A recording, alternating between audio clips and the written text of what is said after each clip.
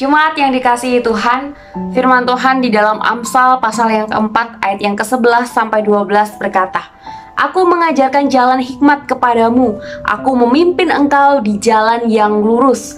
Bila engkau berjalan, langkahmu tidak akan terhambat. Bila engkau berlari, engkau tidak akan tersandung.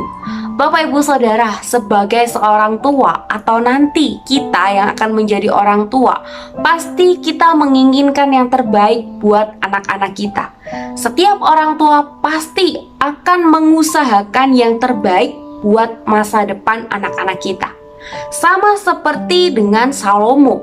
Salomo meminta kepada anak-anaknya untuk mencari hikmat dengan harapan agar mereka selamat dari kehidupan. Salomo berkata bahwa hikmat akan memimpin mereka di jalan yang lurus dan menjaga mereka agar tidak tersandung. Harapannya tentu sebagai seorang ayah adalah agar anaknya dapat menikmati hidup yang utuh dalam kebenaran. Kalau bapak-bapak di dalam dunia ini menginginkan hidup anak-anaknya dilimpahi berkat dan utuh di dalam kebenaran, tentu terlebih lagi dengan Bapa kita yang di surga. Dia tentu menginginkan hidup kita sebagai anak-anaknya adalah hidup yang mau terus dipimpin olehnya. Sekalipun setiap kita diberikan kehendak bebas oleh Allah, tetapi Bapa kita menginginkan yang terbaik untuk hidup kita. Oleh sebab itu, Bapak Ibu Saudara, Ia memberikan kitab suci kepada setiap kita.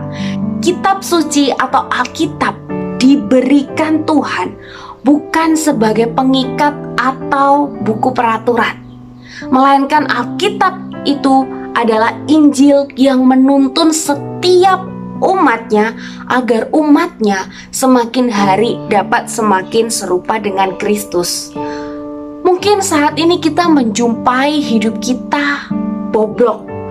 Mungkin saat ini kita melihat hidup kita sangat rusak karena dosa, kesalahan, dan juga kejahatan-kejahatan yang kita lakukan.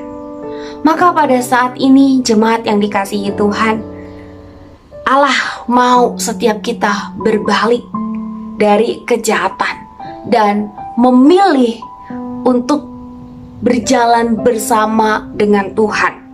Dan jalan hidup kita tentunya akan diterangi oleh kebenarannya saat kita menyerahkan hidup kita untuk dipimpin oleh Tuhan. Kebenaran itu menjaga kita agar kita tidak tersandung, dan kebenaran itu memandu perjalanan hidup kita setiap hari agar semakin hari semakin kita dapat memuliakan Kristus. Mari kita berdoa.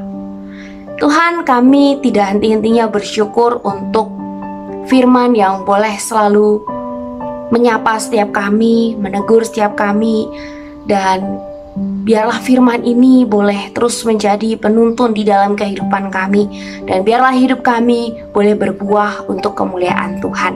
Di dalam nama Tuhan Yesus kami berdoa. Amin.